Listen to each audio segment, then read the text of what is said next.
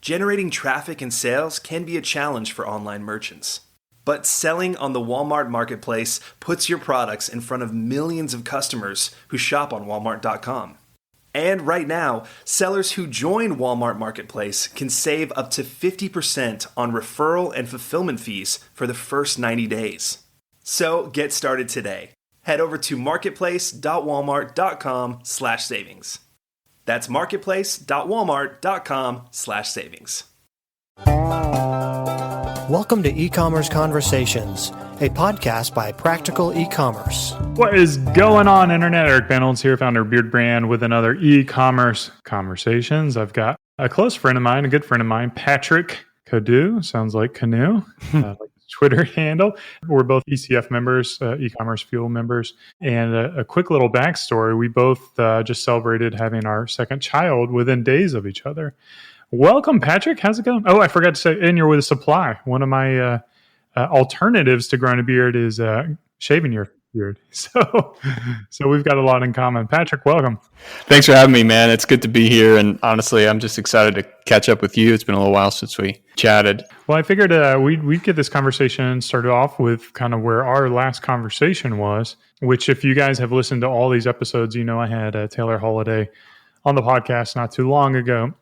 Taylor talked about essentially not remarketing to your customers, really, and just using paid as an acquisition strategy. And I think you had a little bit of different idea on that, right? I did. You're gonna make me rag on Taylor? Well, a little background. You're friends with Taylor as well. Yeah, Taylor's a good friend of mine, and frankly, he's a lot smarter than me when it comes to paid advertising. But I did scratch my head a little bit when I heard, and I actually didn't hear it originally on your podcast. I heard it. You tweeted about it. You said that was one of the best things you've done, I think, this year, which was quit advertising to people on your email list. Is that correct? Yeah, that's a basic. Was it guys of it? Yeah, the gist of it, maybe. And my problem with that was, so I don't know about you. I mean, you probably have a super healthy email list, but I'll tell you, our open rates are in the 20 to 30% range. And that's kind of on the decent side of things. And I don't know what our opt-in rate is when it comes to customers opting into our email list. Like when they sign up, when they go through the checkout flow, they sign up for the email list. I don't know what it is, but let's just say it's 20 to 30%.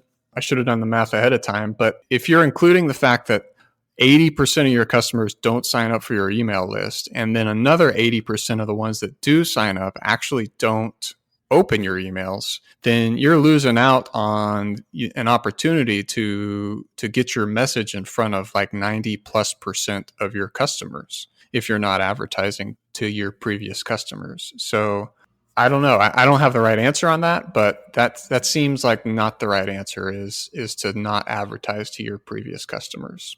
Is that the way you see it? I could argue maybe a little more efficient way of staying in front of your audience is by bringing them value through content like YouTube videos or Tumblr pages, Instagram pages. And if you're really bringing relevant content, then you kind of don't have to pay money for it.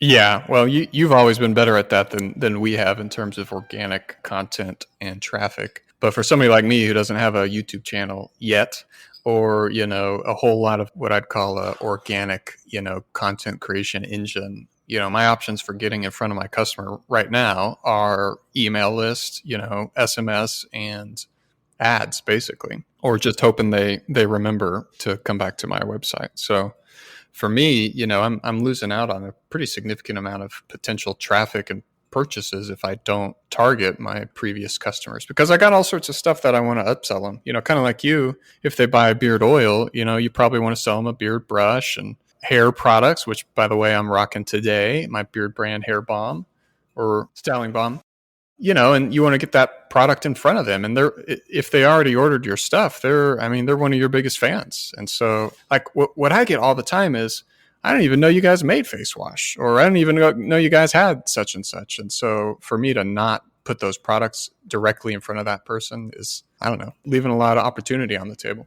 Yeah, I think Taylor, to be fair to Taylor, he's not here to defend himself. I'm sure I'm misquoting what he's saying, but like if you have a brand new product launch, then that is a great opportunity to remarket to your audience after you email them and kind of exclude all the people who bought the new product. So I would say he's not totally in favor of 100% excluding customers. But when you think about how to attribute your paid and making sure that you're spending appropriately, because all of a sudden you could be chasing these pretty metrics of customers who might just be coming back anyways. So that's the other question. Like if you've got a great product and it's sitting on your shelf in the bathroom, a razor that works, it gets dull and you know what razor you have and it's got a little cartridge system, you're just going to go, yeah, man, I just need to go to supply.com. Yeah. And there's opportunity for the new products and things like that. And maybe that's a way that you consider it, is like you exclude all the people who don't buy your razors and they're still yet to be face wash customers. And look at it from a product perspective rather than a company perspective. Yeah, we certainly set up our flows both in Klaviyo and for our ad retargeting based on, what a customer has previously purchased. So that's definitely something you got to pay attention to. That's the exciting thing about paid. We had a good conversation back in February about paid, and we decided to bring paid in-house. I think there's just always opportunity for growth. Like there's so much work in ads, especially if you have more than one product, to optimize it and to find your customers and to kind of work through that funnel. Yeah. I know you just said you spend a lot of time on content and bringing people back with your YouTube channel. Do you spend a lot of time in your email kind of post-purchase flows, really kind of strategically cross-selling and upselling, or are you just focused more on delivering good content and letting the customer figure out the rest from there? Yeah, we've built out pretty extensive flows based on like the amount of orders they have. One thing that we have that's kind of sticky is our online community called the Alliance. And what we try to do is encourage people into that. If they're a brand new customer, they've never bought from us, it's a $90 lifetime membership. But if they've placed 3 orders from us, then it's free. So we kind of have like the second and third emails as reminders. Hey, place one more order, you'll get free access to the Alliance. And, so there's kind of tactics like that where we try to encourage repeat orders, or we'll look into the data of what they're doing. How long have you been offering that membership? I don't know. I would say we launched the Alliance, I think it was about 1.5 years ago, maybe 2 years ago. And then we changed it around. Like the original goal of the Alliance was to be like a recurring revenue, make $30 a month from the audience and then just have like a stable foundation. And then we realized that's not our bread and butter. So we kind of shifted it as more of a perk to loyal customers. We grandfathered everyone in there. So those are kind of like the learning lessons that you have when dealing with a community. Yeah, I asked because we launched what we called at the time, it was a membership program back in April, May-ish. And you may recall, I kind of tweeted about it a little bit, but it was basically like you bought a razor and you got free blades for life. We called it our lifetime membership. And anyways, it ended up bombing. It didn't bomb. It was not as successful as we had hoped it would be. Dude, you were so high on that, man. I remember when you were telling me about it. It was like the key to success for your business and was just going to blow you up. Rub it in, why don't you? Anyways, so we launched the lifetime program, and it's not like it did so poorly and like was a complete flop, but it just didn't accomplish all the things that I hoped it would accomplish, which was increase AOV, increase conversion rates, increase repeat rates. It really just kind of was a nothing burger in what we were trying to accomplish. And the complexity it added to not only the website, but our logistics and our customer service, it just didn't really work. So we had to pull it off the shelf, and like we're still trying to figure out how and if to like relaunch that quote membership program. So, was curious to hear your learnings about like charging just a one-time upfront fee and whatnot. Because it was a $20 yearly fee for that program. Yeah, for us, our business model is not necessarily built around generating revenue by having people buy for the membership. If someone has more money than time and they really want to get in the community immediately, they can do it. But it's more of preventing all the trolls and the haters and kind of the idiots out on the internet from getting in there and creating a toxic community, which you would be surprised. Well, you might not be surprised because I think people get into shaving as much as they get into beards, how opinionated some people can be. I would not be surprised at all. So that's the other challenge of, maintaining a community is, when you don't have one, there's no drama, right? But once you create one, Right. you're introducing the risk of drama. And we've been lucky; we have a really good community, so it's not a big issue. But we have had some moments within the community that you really have to try to filter out. And these are your most loyal, your fans, and Yeah. customers. So you really have to make sure you go above and beyond for them. Is it a Facebook that's kind of your key community, I don't know, tool? We're big on, kind of owning our platforms. So we built this on, I think it's called Discourse. Discourse is what ECF uses as well. So Oh, so you've got a forum. yep, it's nice to get in there and then chat with them. And these are the guys that end up coming to our live events, and Yeah. they're just really good stewards of the brand. And we get like user generated content from them. They're happy to share, and we're happy to tell their stories. And we got some really good stories in there. So I love it. I would say the perks, outweigh the negativities. And if you do have just some kind of like paid amount to show the value of the community and also to prevent weird people from joining. Yeah. And do you have like one employee completely devoted to managing that community or multiple? Yeah, we have a team member whose their title is community manager, but our community Got it. extends beyond the alliance. Yeah. Also YouTube, That makes sense. Instagram, and stuff like that. But one thing I wanted to share for all of our listeners is just what a freaking rock star you are. I don't think, Patrick's one of these guys where if you're trying to build a business, you really can't follow his model because he's just too talented as an individual. You have to kind of be dumb like me and figure out how to do it without talent. Because what he did is he built a multi-million-dollar business with just you and your wife, right? Just the two of y'all. That's correct. Yeah. From the early days. We're more than just the two of us now, but we didn't start hiring until Like 3 months ago. Right. yeah, for the most part. I'm pretty frugal. Do you think this extends from frugality, or how do you do that? Like, how do you build a multi-million-dollar brand, product-based brand, run the operations, run the customer service, run photography, website management, all that? How do you do all that, man, and not like want to blow your brains out? Yeah, it's exhausting.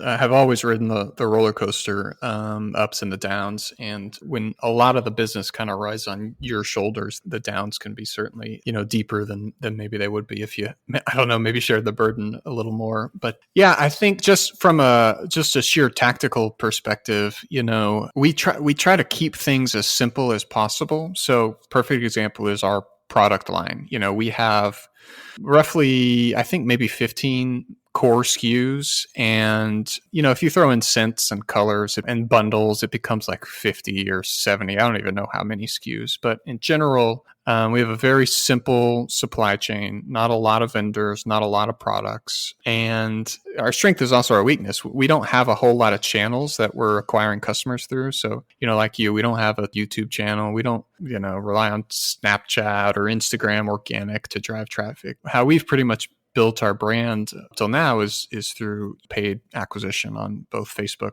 Instagram, and a little bit of Google. That takes care of the demand side. As far as the supply side goes, it's all about kind of setting up processes and allowing kind of the business to, in a lot of ways, run itself. But it's certainly not been by any stretch easy. And you said that I'm talented and, you just kind of figure it out as you go. But if you go to my Twitter profile, the first thing you'll read is I'm making this up as I go. And I truly believe that, that the smartest people out there are the ones that are just making it up and don't have any pretense to think that they're experts at anything. And it's just like every day is kind of a new challenge, and whatever it is, we'll figure it out that day. So I don't know if that really answers the question, but in general, we're just making it up. Yeah, I think it's a true testament to all entrepreneurs out there, just the ups and downs. And I'll certainly get in the doldrums for even weeks on end, where just like it's really kind of sick how your well-being is tied to like this business. Yeah. I would say hopefully you can get there too. But for me, like hiring team members, like I've even had like 1 or 2 days where I didn't check the daily numbers. Amen. Those are the best days. Yeah. So I think like once you kind of get to that point where you're not checking them on a daily basis, you've got a team in place who you really trust, then it does allow you to kind of like find your own happiness. But at the same time, there's a lot of joy that's derived from building a business. Yeah, absolutely. Yeah. And somebody, I can't remember who it was. It may have been Taylor or I don't know. Somebody recently said on Twitter, one of your key indications that you've hired somebody that's good for the role you've hired them for is that you don't worry about their part of the business anymore.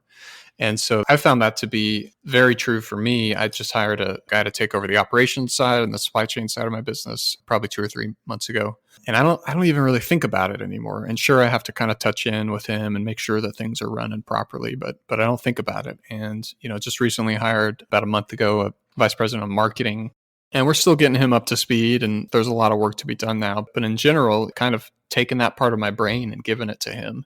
And I don't really think about it that much anymore. And so like the more of those pieces, I've got this quote right here on the wall of my business from this book called The E-Myth. And it says, if your business depends on you, you don't own a business, you have a job. And it's the worst job in the world because you're working for a lunatic.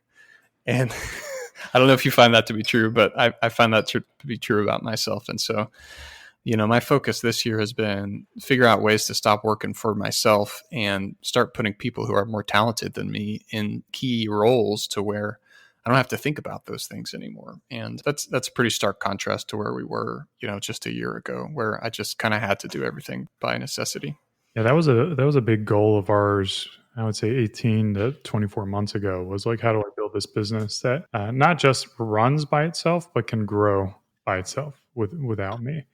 And we chased that for a good year or year and a half, and we found that it didn't quite work, wasn't quite ready. So it's okay to be part of the business and to be involved in the business and to bring value to the business as long as you're enjoying the journey. Oh, yeah. Yeah. I mean, I'll never not be involved, but, the more I can set it up to be successful if we were just talking before we started recording, you're headed to Des Moines for what, like a week maybe? Yeah. And I'm going to Vail for like a week and a half. And that wasn't even in the realm of possible 2 years ago for us, like to leave the office for a week just wouldn't happen. So like, that's kind of a big deal that we can get away for a week and a half and things will be just fine. Now you're in a space that, similar space to us, but you're in a space with absolute monsters, right? They don't get any bigger than Dollar Shave Club and Gillette. And then now you add into that Harry's. Obviously it's a really big market, but you've got to imagine it's expensive to acquire customers with all these brands out there, and it's expensive to compete. Like, how are you able to do that? Yeah, so it is expensive to acquire customers. It is expensive to compete, especially when they've got real deep pockets. What they don't have, though, is an average order value anywhere close to what ours is. So when you're over $100 in average order value, you can make up. So they may have tens of millions, if not hundreds of millions of dollars in their war chest. But eventually, at the end of the day, and the day of reckoning is coming, if hasn't already come, for a lot of direct-to-consumer brands where they just can't afford, and this is, again, I love the way Taylor talks about this, like they can't afford to, wait forever for their lifetime value to appear. I think he says like, we're all going to die waiting for lifetime value to come. And so, all these brands like Dollar Shave Club and Harry's have always spent more than they get from that customer on the first purchase, hoping for, a lifetime value to eventually make them profitable. And our biggest kind of weapon in our war chest is that we don't have to wait for lifetime value. We're profitable on first purchase, and we have a lot of margin to spend to acquire customers. So they may have deep pockets, but like when they're fighting against me for search terms, at the end of the day, eventually there comes a ceiling that they hit that they can't spend to acquire a customer that I can go above. So, in general, I don't spend a lot of time thinking about Harry's and Dollar Shave Club in terms of competitors. I think more about like the internal threats to killing my business and stopping growth. And that's stagnant product development. It's becoming complacent with how we take care of our customers and how we invest in our brand, et cetera, et cetera. But those guys honestly don't worry me too much at the end of the day. Yeah. I think that's like one of the most important lessons as a fellow bootstrap guy, to be able to resonate and just understand, like, if you build a profitable business, you're not going out of business. Yeah. It's really as simple as that. I just wish, more people understood that. It's just so, black and white for me. I just don't get it. And like, I think the other thing is you have to be okay with, what if supply never grows beyond, $20 million of revenue? Or $10 million of revenue, or $5 million of revenue, or whatever it is? Are you going to be okay with that? Yeah, I think about this question probably more than any question. And it's like the balance and the trade off between profitability and growth. And there's no right answer. And not only those two things, but also size. You said, this has always stuck with me. When you spoke at the Clavio conference last year, kind of your theme was, I'm probably going to butcher the way you said it, but like we're all building our own businesses and we can build them the way we want to. Right. And so if I want to build a $5 million business, that's pulling in 20%, that's nothing wrong with that. Like that's a great business to run. If I want to build $100 million business that's only pulling in 5%, I don't necessarily want to run that business personally, but somebody else wants to, more power to them.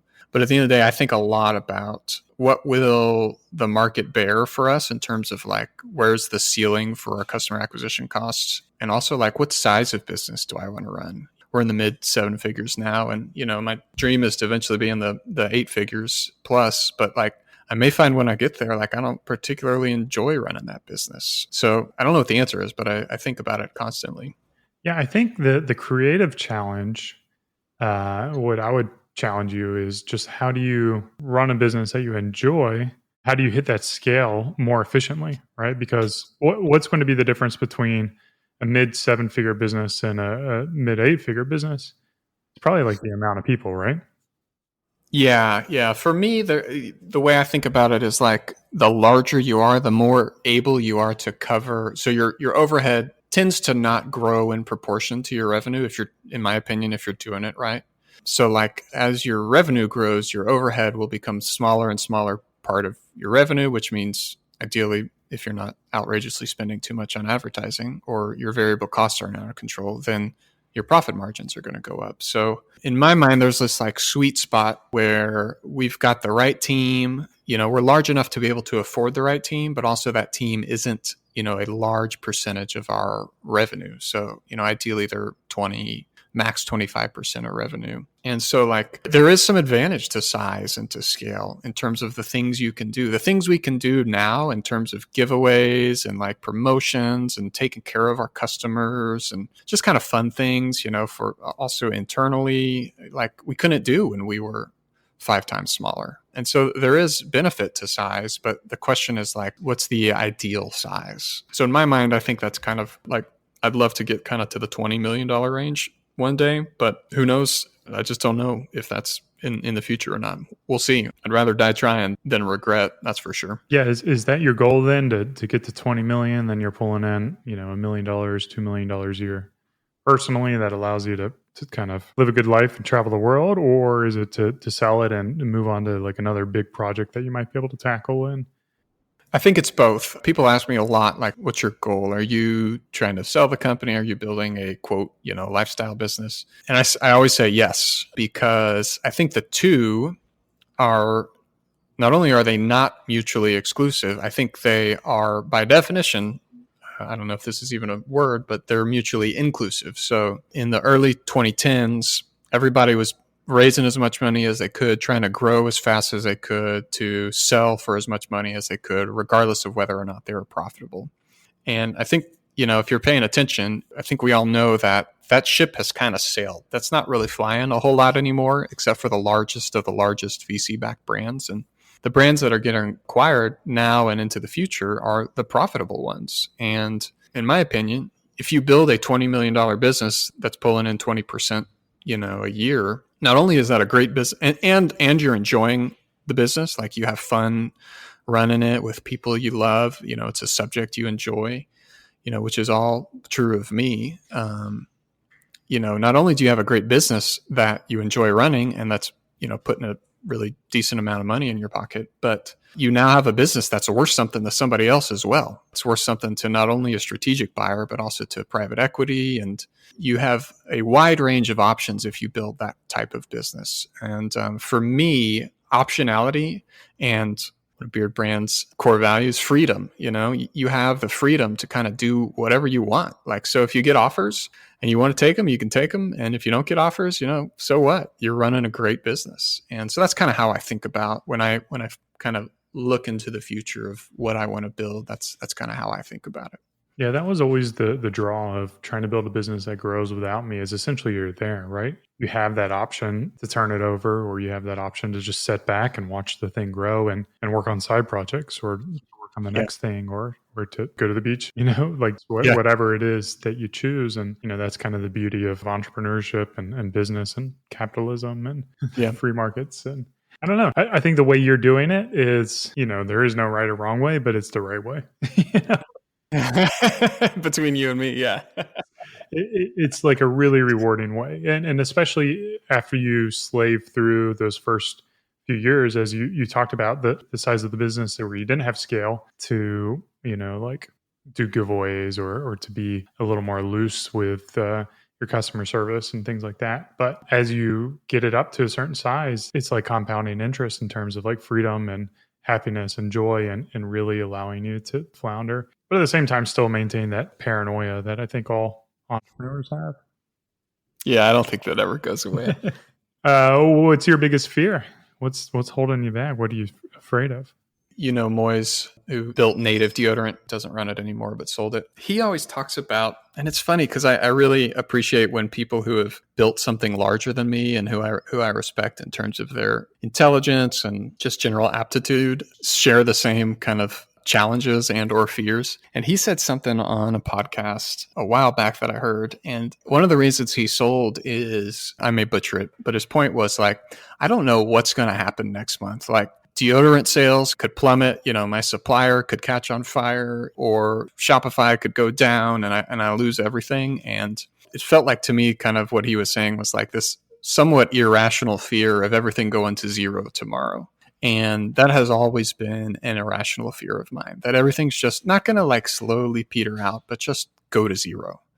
And I know it's not a rational one, but as we grow and we kind of get more healthy and mature as a business, it's less and less of a fear. But that's certainly the one that always kind of lingers in the back of my head. Yeah, I would echo that as well. It's just like, especially really hits hard if you have one bad day that's just like an anomaly. You're like, what the heck is going on? Yeah, and you're like, is this the beginning of like the end? I think a good reminder to have, and one that I didn't really think about until you just brought it up, is like, a reminder that you're in control. Like, do you think you could solve those problems? Do you think you could solve the problem of a supplier going down or, bad press? Or like, do you think you're more capable of solving that problem than Procter and Gamble, who they sold to? The answer is yes. I'm really glad you said that because that is the answer. I have this friend who was looking at advertising agencies and trying to figure out how to build Facebook ads for his business. And I told him, look, man, you don't know how to do any of this, but I tell you what, you're smarter than 90% of the people you're talking to and interviewing to do this job, and you can figure it out. That's what sets, I think, the real entrepreneurs apart from the rest of us, is that we'll figure it out. Whenever something goes wrong or you just need to accomplish something, even if you have no clue what you're doing, like, you will figure it out. And I think you have to remind yourself, like, I've made it up to this point, and I'll make it up to the next point as well. So yeah, I think that's the absolute right response to that fear. Another reminder I put out there that I like to say, and I'll say it again, is like, a business grows as far as your abilities to solve problems, right? Mm-hmm. And then at that point where you're no longer willing to solve those problems, you either sell the business or the business starts to kind of hit its glass ceiling. And so, like, even though like Moise is more than capable of growing Native far beyond where it was, like, clearly that internal insecurities of things that are outside of his control, like, how could it be to solve that problem to keep Native growing? Because that was a profitable, growing, amazing business. And I think to a certain degree, he may even have some regret in selling it. I'm sure he would probably say he does. In fact, he's always tweeted about how he misses, the best part was the grind and, of building, and he misses that. I need to get him on the show. Shouldn't put words in his mouth either. Poor Taylor and Moise. We're just speaking on their behalf today. All right, man. Where should people follow you? Where should they buy your products? Where should they learn more about you? So personally, you can find me on Twitter at Sounds Like Canoe, spelled like it sounds. You can find our products on supply.co. You can find our razor, all of our shaving products. If you don't have a beard, go there. If you do have a beard, go to beardbrand.com. Well, go to both places, because to get a beard looking good, you need to shave the neckline and the cheek lines. And we did a collaboration together as well. So. We did. That's very true. And I forget what I sent you the other day is it was just a proud moment for me. I got a picture from one of my customers who sent me a picture of all of my products. And you could tell he cropped on the left side, just out of frame was a bunch of your products. And that was like real proud moment for me. Yeah, that made me happy too. In building a business, you're able to build relationships with other entrepreneurs. And if you can take the time to realize that it's not a fixed pie, and that you can grow the pie and bring value and create new customers, then the world's a much friendlier place and you're able to celebrate it with other people who are in your industry, which makes it even that much better because you can talk about things that, maybe you wouldn't be able to talk about with other entrepreneurs. So encourage you to have that growing pie mentality and bring in value mentality.